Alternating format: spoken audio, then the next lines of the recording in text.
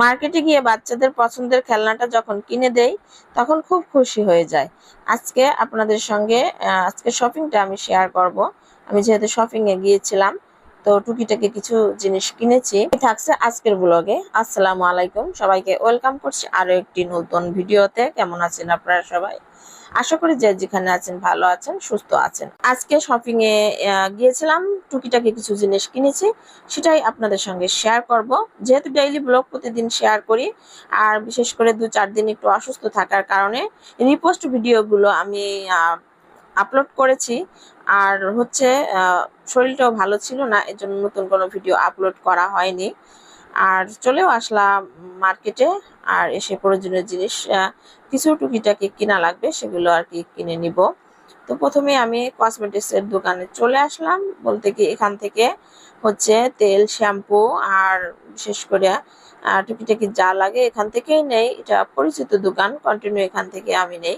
আর আমার ব্লগগুলো যারা দেখেন দেখে থাকবেন, এই দোকান থেকে বেশিরভাগ নিয়ে থাকি। তো এখানে মেয়ের জন্য কিছু হিজাব বুরুজ নিলাম, আর নিম সাবান বলতে মার্গো সাবান নিলাম। আর ওদিকে মার্কেটে আসলে আলভি শুধু একটাই চিন্তা ভাবনা, তাকে শুধু যে কোনো খেলনা দিতে হবে।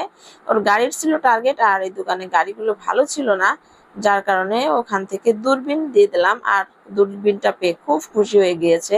আর ওর পছন্দের খেলনাটা যখন পায় খুব খুশি হয়ে যায়। আর এটা না দিলে তো অবস্থা আরো খারাপ করে ফেলে, বা মার্কেটে যতক্ষণ থাকে তখন ঘ্যান ঘ্যান করতেই থাকে। ওখান থেকে চলে আসলাম অন্য এক মার্কেটে। আর এখান থেকে হচ্ছে কাপড় কিনে থাকি, হিজাব, যে কোনো 3 পিস আর অন্যান্য ভালো প্রোডাক্টের কোনো কিছু নিতে হলে এখান থেকে নিয়ে নিই। তো মেয়ের জন্য স্কুলের একটা হিজাব নিলাম, ওর সাদা হিজাব লাগবে আরেকটা। আর ও চেরির হিজাব পরতো, তো বলল যে আম্মু একটু জর্জেটের হিজাব আমার লাগবে। তো ওখান থেকে সাদা জর্জেটের হিজাব দিয়ে দিলাম। আর আর অন্য এক ভাইয়ের দোকানে চলে আসলাম, যেখান থেকে কন্টিনিউ কাপড় কিনে থাকি। তো ওখান থেকে 3 পিস নিব আমার বোনের জন্য। আর আমি নিতে চাইনি, তো আপনাদের ভাইয়া আমাকে দিল। আমি কয়েকটা 3 পিস দেখেছি, অতটা ভালো লাগেনি, তো পাকিস্তানি বুটিক্স এর 2টা 3 পিস নিয়ে নিলাম। খুবই ভালোই লাগছে। মার্কেট থেকে একটা তেলও নিয়ে নিলাম আয়ুর্বেদিক, যে চুল ওঠা নাকি বন্ধ হবে, দেখি ট্রাই করে চুল ওঠা বন্ধ হয় কিনা। আর আজকে রান্নাটা শেয়ার করব না, আজকে জাস্ট একটা সন্ধ্যার নাস্তা আপনাদের সঙ্গে শেয়ার করব। সেটা হচ্ছে এখানে হচ্ছে গরুর মাংস দিয়ে একটা মোমো বানিয়েছিলাম। আর আমি ঝটফট করে এভাবে মোমো বানিয়ে ফেলি, আর মোমোর কোনো শেপ ছাড়া মোমো বানিয়ে ফেলি, খেতে পারলে হলো আর কি। তারপর তো এই যে কি কি নিয়ে আসলাম সেটা বের করে আপনাদের সাথে ডিটেলসে শেয়ার করছি। আর 3 পিস গুলো আমি বের করে নিলাম। খুবই সুন্দর, আরামদায়ক ছিল, আর পিওর কটনের মধ্যেই। আর এটা পাকিস্তানি বুটিক ছিল। আর এটা হচ্ছে আমার, আর অন্যটা হচ্ছে আমার বোনের। তো আমার বোনেরটাও আমার বেশি ভালো লাগছিল, তো দুইটা থাকলে হচ্ছে আমরা দুই বোনে দুইটাই নিয়ে নিতাম।